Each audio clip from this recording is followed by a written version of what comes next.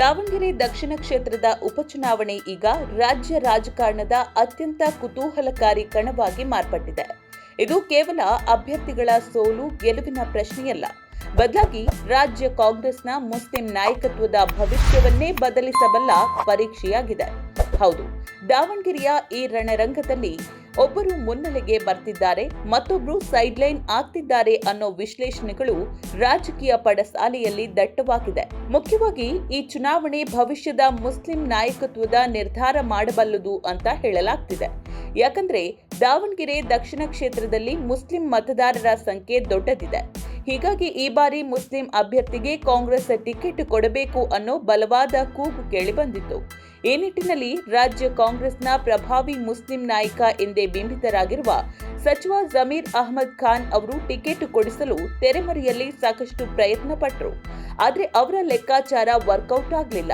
ಅಂತಿಮವಾಗಿ ಟಿಕೆಟ್ ಹಿರಿಯ ನಾಯಕ ಶಾಮನೂರು ಶಿವಶಂಕರಪ್ಪ ಅವರ ಮೊಮ್ಮಗ ಸಚಿವ ಎಸ್ ಮಲ್ಲಿಕಾರ್ಜುನ್ ದಂಪತಿಯ ಪುತ್ರ ಸಮರ್ಥ್ ಮಲ್ಲಿಕಾರ್ಜುನ್ ಪಾಲಾಯಿತು.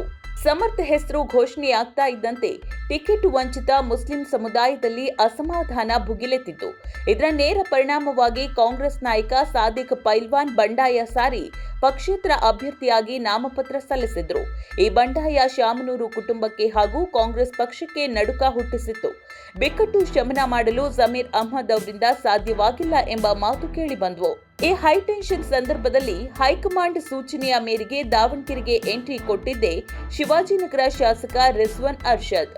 ದಾವಣಗೆರೆಯಲ್ಲೇ ಬೀಡು ಬಿಟ್ಟ ರಿಜ್ವಾನ್ ಸಾದಿಕ್ ಪೈಲ್ವಾನ್ ಹಾಗೂ ಅತೃಪ್ತ ಮುಖಂಡರ ಜೊತೆ ಸತತ ಮಾತುಕತೆ ನಡೆಸಿದ್ರು. ನಾಮಪತ್ರ ವಾಪಸ್ ಪಡೆಯಲು ಸಮಯಾವಕಾಶ ಮುಗಿದಿದ್ರೂ ಪರೋಕ್ಷವಾಗಿ ಕಾಂಗ್ರೆಸ್ ಅಭ್ಯರ್ಥಿ ಸಮರ್ಥ್ ಗೆಲುವಿಗೆ ಬೆಂಬಲಿಸುವಂತೆ ಸಾದಿಕ್ ಪೈಲ್ವಾನ್ ಅವರ ಮನವೊಲಿಸುವಲ್ಲಿ ರಿಜ್ವಾನ್ ಯಶಸ್ವಿಯಾಗಿದ್ದಾರೆ.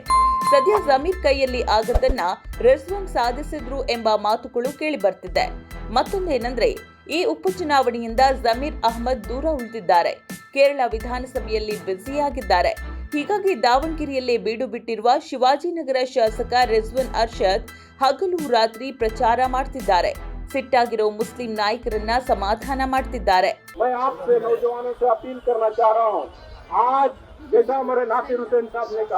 जैसा मेरे बड़े भाई सलीम अहमद साहब ने कहा कि क्या लड़ाई कांग्रेस और बीजेपी के बीच में नहीं है?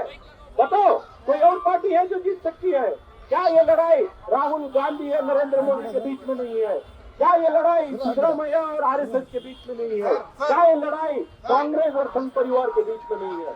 आपको अगर दावणगेरे में संघ परिवार को, आरएसएस को, बीजेपी को मजबूती देनी है तो आपको वोट कट करके, वोट बात करके, एनसीपीआई हो, इंडिपेंडेंट हो, आप किसी को भी वोट दे दो.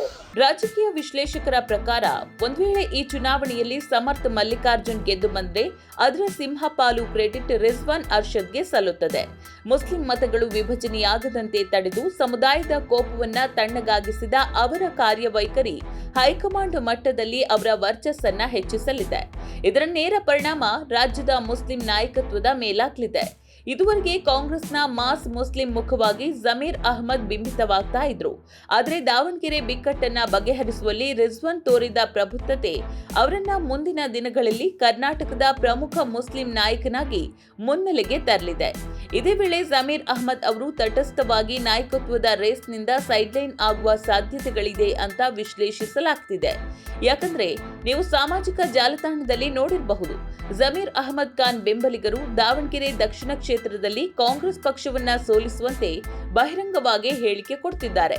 ಅಗತ್ಯ ಸಂಪನ್ಮೂಲಗಳನ್ನು ಸರಬರಾಜು ಮಾಡ್ತಿದ್ದಾರೆ ಅನ್ನೋ ಮಾಹಿತಿ ಬಲ್ಲ ಮೂಲಗಳಿಂದ ಬಂದಿದೆ. ಇನ್ನೊಂದೇನೆಂದ್ರೆ, ದಾವಣಗೆರೆ ದಕ್ಷಿಣ ಉಪಚುನಾವಣೆಯಲ್ಲಿ ಬರೋಬ್ಬರಿ 14 ಜನ ಮುಸ್ಲಿಂ ಅಭ್ಯರ್ಥಿಗಳು ಕಣದಲ್ಲಿದ್ದಾರೆ.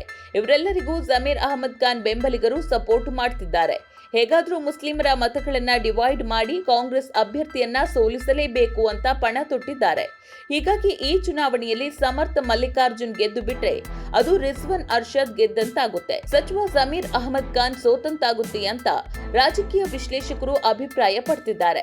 ಒಟ್ನಲ್ಲಿ ದಾವಣಗೆರೆ ಉಪಚುನಾವಣೆ ಕೇವಲ ಒಂದು ಕ್ಷೇತ್ರದ ಗೆಲುವಿನ ಕಣ ಮಾತ್ರವಲ್ಲ, ಕಾಂಗ್ರೆಸ್ನ ಆಂತರಿಕ ನಾಯಕತ್ವದ ಬದಲಾವಣೆಗೂ ವೇದಿಕೆಯಾಗಿದೆ.